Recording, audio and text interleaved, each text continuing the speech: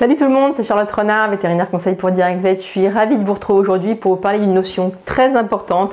Il s'agit de la notion de dominance. En fait, c'est quelque chose de très à la mode qu'on entend beaucoup dire en ce moment. Mon chien est dominant, ton chien est dominant parce qu'il fait ceci, parce qu'il fait cela, etc.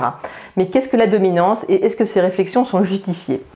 Alors d'abord, en fait, la dominance, c'est l'aspect d'une relation entre deux individus qui fait qu'un de ces deux individus a toujours l'avantage sur l'autre pour l'accès aux ressources, alors que l'autre capitule systématiquement et laisse l'accès à la ressource pour ne pas entrer dans une escalade et en arriver à une bagarre, à une agression physique. Cette relation est le plus souvent non violente pour justement préserver l'intégrité des individus et du groupe. Si au sein d'un groupe d'animaux de multiples relations de dominance existent et sont stables entre les animaux, on peut alors parler de hiérarchie. Cette hiérarchie sera par exemple linéaire si un animal A domine un animal B, ensuite que B domine C, donc on aura A qui dominera C. Chaque individu a alors un rang au sein de cette hiérarchie. Pour les loups, l'image d'Épinal en fait montre une meute de loups comme une hiérarchie avec un mâle dominant, le mâle alpha, et toute une suite de subordonnés qui sont maintenus à leur rang par la force et la tyrannie du mâle dominant. Cette vision en fait est très répandue et elle a la dent dure car elle résulte de nombreuses publications anciennes qui ont étudié les loups en captivité. En fait, le problème justement, c'est que ces observations ont été faites en captivité et ne reflètent pas la réalité.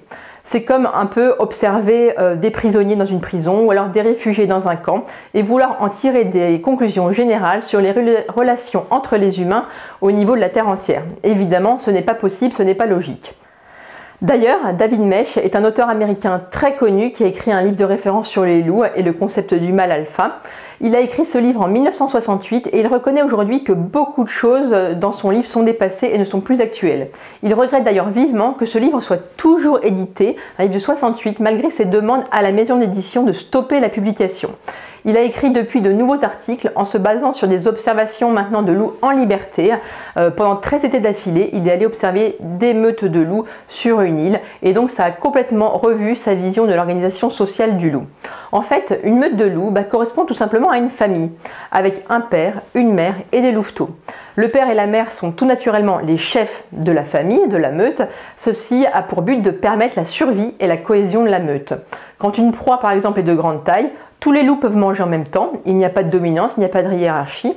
Et quand les proies sont plus petites, ce sont les louveteaux et la mère qui sont prioritaires, évidemment pour la survie de l'espèce. Lors des 13 étés où David Mech a observé les loups, il n'a jamais vu de bataille pour assurer le statut de chef de meute. Et toutes les postures de soumission qu'il a pu observer ne correspondaient en fait qu'à des demandes de nourriture. De plus, tous les loups qui sont en âge de se reproduire quittent tout simplement la meute pour éviter les conflits. Donc ils ne sont pas obligés de rester. La hiérarchie entre les loups existe, mais ne correspond pas à une soif de pouvoir et de contrôle comme on se l'est longtemps imaginé. Il s'agit juste d'une nécessité pour la survie de la meute et la cohésion de cette meute en maintenant la paix entre ses membres. Bon, mais qu'en est-il du chien? Existe-t-il chez le chien une notion de dominance et une hiérarchie? Alors, pour commencer, il faut bien se rappeler que les chiens ne sont plus des loups en fait. Environ 15 000 ans les séparent depuis la domestication.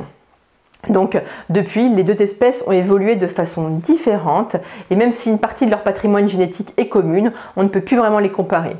Ce serait un petit peu comme entre l'homme et le chimpanzé, il y a plus de 97-98% du patrimoine génétique qui est commun, mais on ne peut évidemment pas comparer ces deux espèces.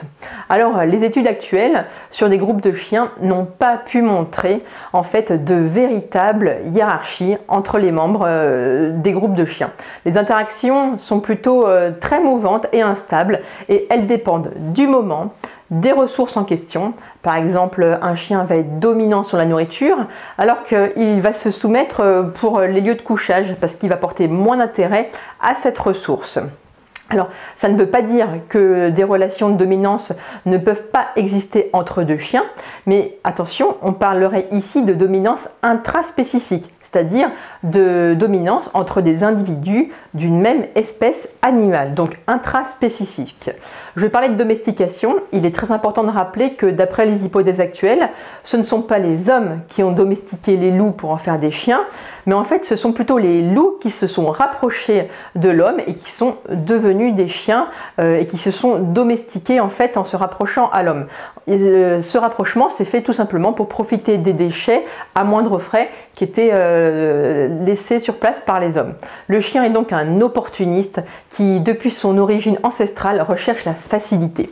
Maintenant, la question à se poser, c'est existe-t-il une dominance interspécifique ce coup-ci, c'est-à-dire entre le chien et l'homme? Certains chiens essaient-ils de dominer leur maître comme ils pourraient le faire avec leurs congénères? Le chien veut-il devenir le maître du monde et asservir son maître? En fait, cette idée est complètement absurde et empreinte d'anthropomorphisme. Il est dans la nature humaine de tout vouloir dominer, de toujours vouloir être le chef. Rappelons-le, le chien est un opportuniste de nature. Il cherche à avoir et à garder à un instant T ce qui lui procure le plus de plaisir et de bien-être.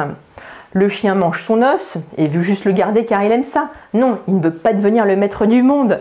Le chien saute sur son maître quand il arrive, tout simplement il est heureux et veut communiquer sa joie.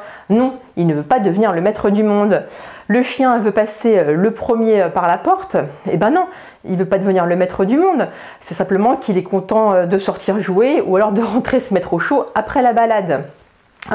Pareil, le chien veut se coucher sur le canapé, non, il ne veut pas devenir le maître du monde, c'est tout simplement qu'il veut juste avoir un lieu de couchage bien confortable, comme tout le monde. En fait, le chien n'est pas assez évolué pour établir des stratégies afin de dominer sa famille. Il souhaite juste avoir ce qui est le plus agréable pour lui. Beaucoup d'éducateurs et de vétérinaires restent dans cette idée erronée de la dominance et vont tout lui mettre sur le dos. Votre chien ne veut pas vous laisser prendre son os, c'est un dominant. Il monte sur le canapé, c'est un dominant. La dominance à bon dos, c'est elle qui justifie tous les comportements qui ne vous semblent pas appropriés chez votre chien.